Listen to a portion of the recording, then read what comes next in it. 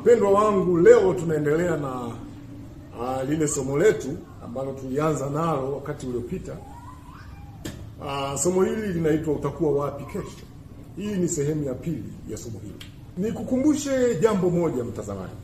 Ukipenda kujifunza masomo mengi zaidi ya Biblia, tutafute kwenye kurasa zetu za mitandao ya kijamii. Tupo Instagram, tupo Facebook, tuko TikTok, tuko YouTube. Ukiandika tu kweli ya Biblia, utakutana na mafundisho mengi ya dini. Utakutana na madini mengi sana. Sasa mtazamaji, nataka utazame hii kitu. Umemwona huyu? Hebu mcheki huyu jamaa. Mwangalie huyu mwamba. Unamjua? Bila shaka umemtambua mwamba huyu. Wale wana historia bila shaka wamemwona vizuri na wamemtambua. Anaitwa Ahmed bin Muhammad bin Rajab bin Juma al-Mujri.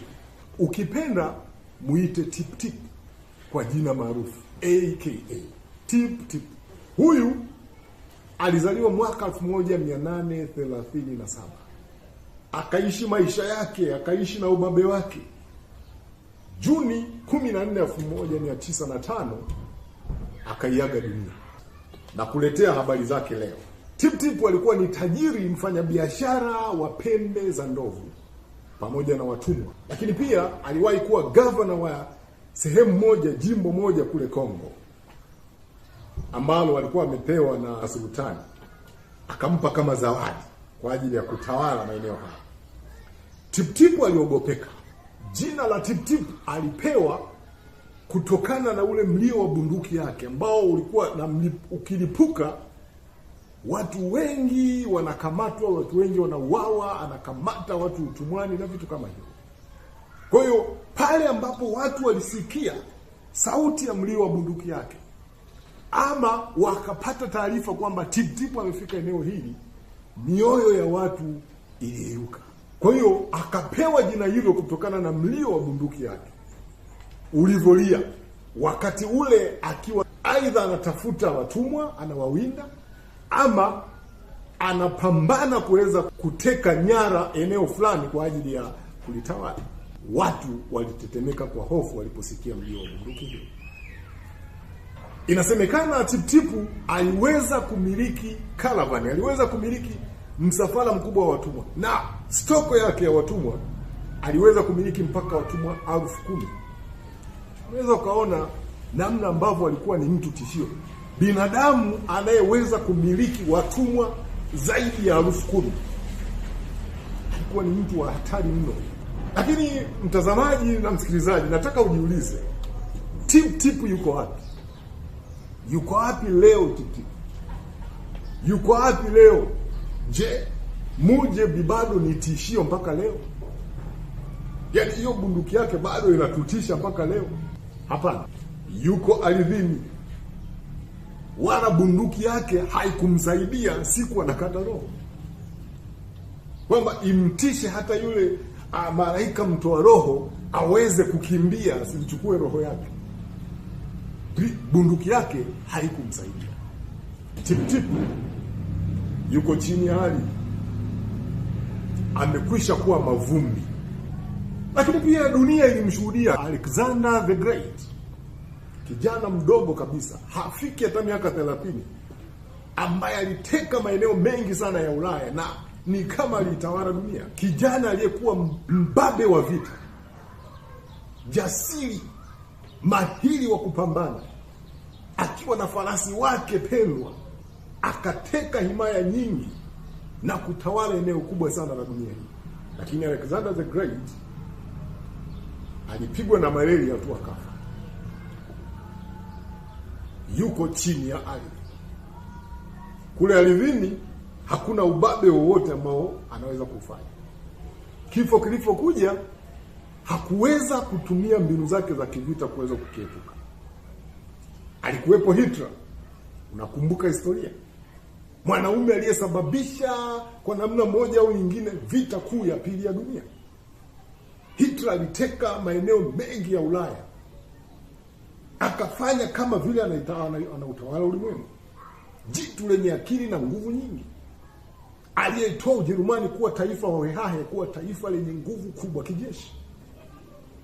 Lakini pamoja na ubabe wake, Hitler hayuko duniani, yuko chini ya tumbo la ardhi, hakuweza kukikimbia kifo. Pia kukumbuka, kulikuwepo na watu wababe ulimwenguni. Alikuwepo Gaddafi, kiongozi mahiri mwenye nguvu, kiongozi mwenye maono, mwenye akili. Alikuwepo Napoleon, alikuwepo Mao wa China. Wako wapi leo? Wako ardhini. Mwisho nikuletee habari za Cassius Clay, ambaye baadaye alibadilisha jina na kuwa Muhammad Ali. Sasa Muhammad Ali alikuwa bondia wa uzito wa juu ulimwenguni. Alichakaza watu kwa namna alivyopenda pale ulingoni, kwa staili yake ambayo aliita I float like a butterfly and sting like a bee. Yani unapigwa ngumi kama umeng'atwa na nyuki vile. Muhammad Ali alifanya kila alichoweza ulingoni, kila alichokitaka aliwafanyia wapinzani wake. Lakini kifo kilipokuja, Muhammad Ali hakuweza kukipiga hata jebu moja, yani hata ngumi moja hakuweza kupitisha. I wish ungemuona wakati amezeeka, akiwa hoi. Ungeweza kupata picha moja ambayo ingekufundisha jambo zuri sana. Muhammad Ali, kifo kilipokuja, alikufa. Hakuweza kukipiga kama alivyokuwa kichakaza watu wanavyopenda ulingoni. Hakuweza kukipiga hata ngumi moja, hata kunyanyua mkono wake tu hakuweza. Hayo ndiyo maisha ya mwanadamu. Mimi na wewe pia tutalala kama hao wababe wote ambao nimekuambia walilala. Hata mimi nitalala, hata wewe utalala. Sasa unaacha image gani kwa Mungu wako? Chukua hatua sasa, ili siku utakapolala Mungu ajivunie kwamba amelala shujaa wangu. Siku ya ufufuo huyu shujaa atafurahi pamoja nami katika ile enzi ya umilele. Jitahidi kuishi maisha ya haki, ishi maisha matakatifu ya utauwa, ili uweze kustahili zile raha ambazo Bwana ameziandaa. Badilika, acha dhambi.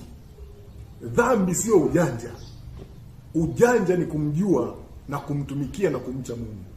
Huwezi kujisifia dhambi, kwa sababu unajua ni mambo ya aibu, mambo ya kishenzi ya kishetani.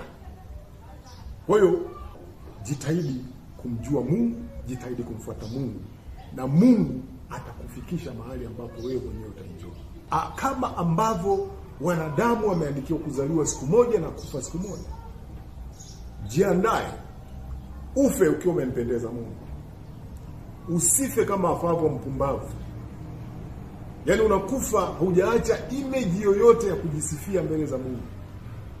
Kumbuka Mungu anakuona kokote ulikojificha. Ziko dhambi unazifanya sirini, lakini Mungu anakuona. Unaficha wanadamu, lakini Mungu anaona kila unachokifanya. Utajificha sana, utatetea sana dhambi. Hivi na hivi na hivi, lakini iko siku utatoa hesabu. Hakuna namna ambayo unaweza ukazificha dhambi zako ukazitetea kwa Mungu. Siku ya hukumu utasimama wewe na Mungu wako. Wawili utatoa hesabu yako. Sasa jiulize, maisha unayoishi, hiyo hesabu utakuwa na ujasiri wa kuitoa mbele za Mungu? Ama utamwambia Mungu, kwa kweli naona aibu mimi nitupe tu motoni, siwezi hata kuanza kutamka hapa. Chukua tahadhari. Kristo wakati anahubiri Injili alisema, siku hazingalipo zimekwisha na ufalme wa Mungu umekaribia. Tubuni na kuiamini Injili. Injili hii inakuja kwako siku ya leo. Tubu na kuiamini Injili. Hiyo ndiyo kweli ya Biblia. Sikupi Injili upokee nikuuzie bidhaa. Mimi siuzi Injili, wala sina mbingu ya kukupeleka. Ninachokwambia ni kilichoandikwa katika Biblia na kweli ya Biblia hii, ili uweze kuijua kweli na kumcha Mungu, na siku ya mwisho ustahili kuingia katika ufalme wake. Mungu na akubariki kwa kuyasikia maneno haya na kuyafanyia kazi.